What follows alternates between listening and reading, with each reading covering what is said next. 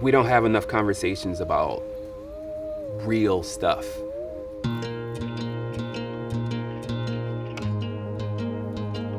The strongest men in my life were my grandparents, but the generation difference was so large that it was hard for me to connect with them in the way that I needed.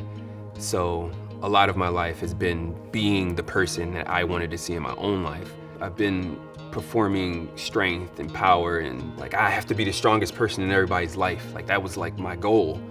And I suffered immensely in a lot of ways, but I just pushed it down. But you keep pushing that down and put it into a box, eventually the lid is just gonna blow off. Going from feeling like I can carry the world and then coming into feeling like I can't even lift my body was really, really hard for me. I couldn't even conceptualize how I felt outside of empty or outside of I felt like crap. I felt like I didn't want to exist. So my full-time gig was modeling. I model anything from a astronaut suit all the way down to nothing. I do runway, I do print work. During the pandemic, I didn't feel comfortable posting model images. It just didn't feel right. So I just started posting my opinions and how I felt about what was going on. How do I feel? A lot is going on in this country, in our society. It's frustrating. A lot of things are frustrating. The pain and frustration and annoyance and hurt is pretty deep. I just started to be vulnerable, and a lot of people were liking it. So once I realized that that was something that people enjoyed, that was something that people felt like they needed, I created a whole separate page, which is called Vulnerable, on Instagram as well. And it's a play on two words, vulnerability, vulnerable, and bull as in what we call each other as men in Philadelphia, like black men specifically. I don't even know what to say. Mental health has been trying, to say the least. I just think I'm deep into whatever's going on with me. And it's been a struggle, a serious struggle. So there is a good amount of progress.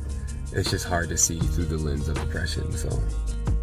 My goal is to model vulnerability to black men, allow people to see me vulnerable, allow people to see what depression looks like and what my symptoms are specifically, and have them see themselves within that as well.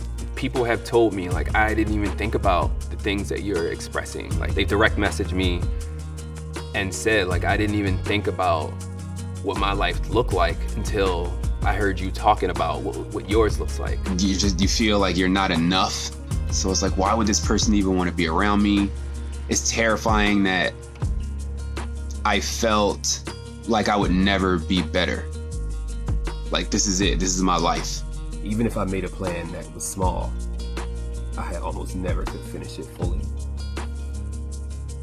It don't feel good. Brene Brown was a big resource for me. She talks about how vulnerability is being strong, raising your hand first, having a conversation with someone that you're fearful to have that conversation with, driving for the first time.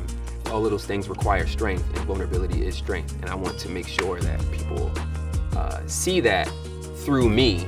I want people to just have a little bit more of a conversation and then be more vulnerable a little bit more at a time and a little bit more at a time, and then they're just open. That's what I would like. I saw one of the guys that I went to school with. He's older than I am. He gave me so much joy and positive energy. He grabbed my hand and was just yo, you're doing really well, man. Black man, we need more of that. That made me feel so good.